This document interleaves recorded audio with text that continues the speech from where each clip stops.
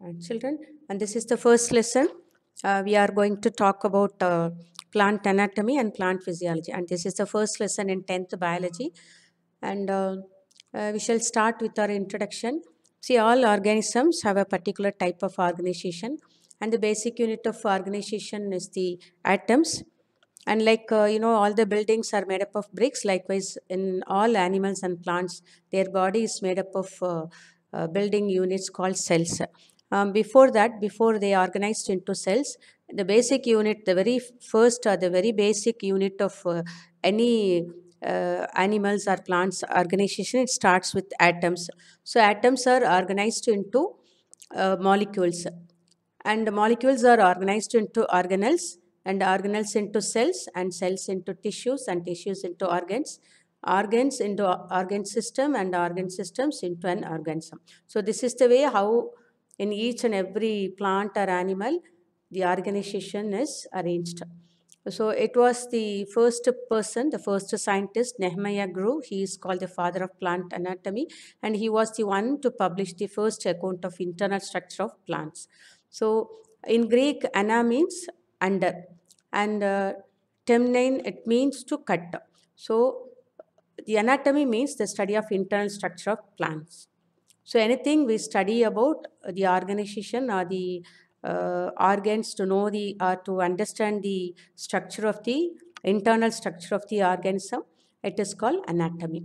So hope we have understood this, and this is the introduction. So we shall proceed to the next slide, and this is about tissues. So in plants, cells are arranged into tissues. Tissues, it consists of group of cells. So it's a definition for tissues. So any tissue, it is made up of group of cells that may be similar in structure or dissimilar in structure and origin also, but perform a similar function. So this is the definition of tissues in any, whether it's an animal or plant. Cells are grouped together to form tissues. So tissue can be defined as group of cells, and these cells may be similar or dissimilar in structure and also in origin, but they perform similar functions. So in that case, the group of cells can be called a tissue. And plant tissues can be classified into two groups based on whether they are able to divide or not. The two groups are meristematic tissue and permanent tissue. Meristematic tissue, it refers to in this tissue, the cells keep dividing, but in permanent tissue, cells they do not divide. So all the cells, they start like meristematic tissue, they keep dividing. After some time, they stop dividing, so they become permanent. So meristematic tissue, after some time, they become permanent so that they don't divide. But when they are, as long as they are as meristematic, the cells in this meristematic tissue, they keep dividing. So it was classified tissue system in plants into three types. So tissue system can be in plants, it can be divided into three types: dermal or epidermal tissue system, ground tissue system, and vascular tissue system. Right? So I'm repeating, in plants, the tissue system is divided into three types: dermal or epidermal tissue system, ground tissue system, and vascular tissue system. So we shall discuss in detail about what each says about. Okay, so we shall proceed to next slide. And so here I have given a table.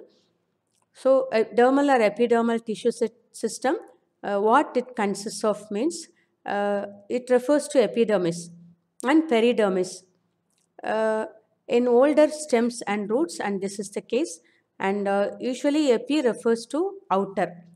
So dermis is the layer, and function of the epidermis or epidermal tissue system is protection, as it is the outer layer. In any type, whether in plant and animal, epidermis or dermis, it functions as protection. It gives protection because it's the outermost layer, and also in plants, it also helps to prevent water loss.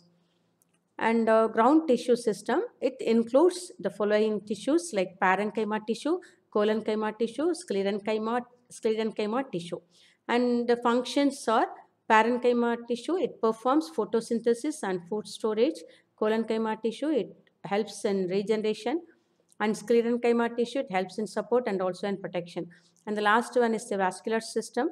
vascular tissue system. It consists of vascular bundle, that is xylem and phloem, and they help, particularly xylem, it helps in transporting water and minerals, and phloem tissue, it helps to transport food. So we shall once again see what I have said now. So dermal or epidermal tissue system, so already we learnt in the previous slide.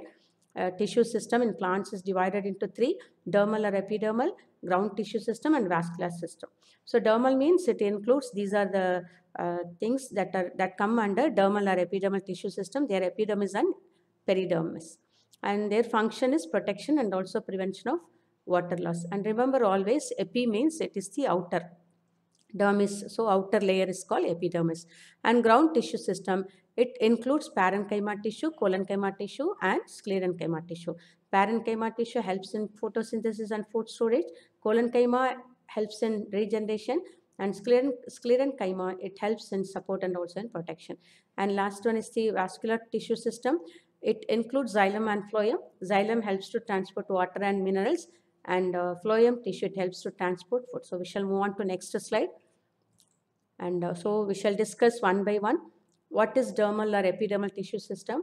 As I said already, epidermis is the outermost layer and protects the inner tissues. As it forms the outer covering, so it helps to protect the inner tissues. Like our skin that covers our body, that helps to protect our internal tissues, that is flesh and other organs. So here also in plants, it is epidermis, it serves the same function.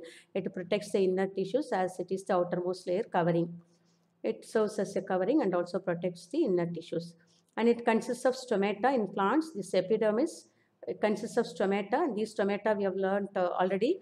These are the minute pores that help in transpiration. So these stomata are found on the surface of the undersurface of the leaves, and also in old twigs and fruits also. These are the openings, are the pores.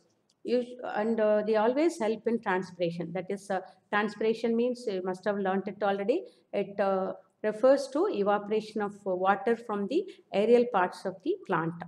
Okay, so epidermis consists of stomata, and stomata are the minute pores that help in transpiration. And apart from it, it also has epidermal outgrowths called trichomes and root hairs. And these are helpful in absorption of water and minerals, right? So epidermis is the outermost layer, protects the inner tissues, and epidermis consists of stomata, which are the minute pores. They help in transpiration. Without transpiration, if excess of water is stored in plants, plants will decay. So it's a very important process. Apart from it, it helps in other, it helps to do a lot for plants also. We shall discuss after some time. So transpiration is an important function carried out by these minute pores called stomata. Without transpiration, water cannot be evaporated. If there is excess of water stored in the plant will decay. Okay, so stomata helps in transpiration, which are the minute pores, and plus epidermal outgrowths called trichomes and root hairs. And these are useful in absorption of water and minerals.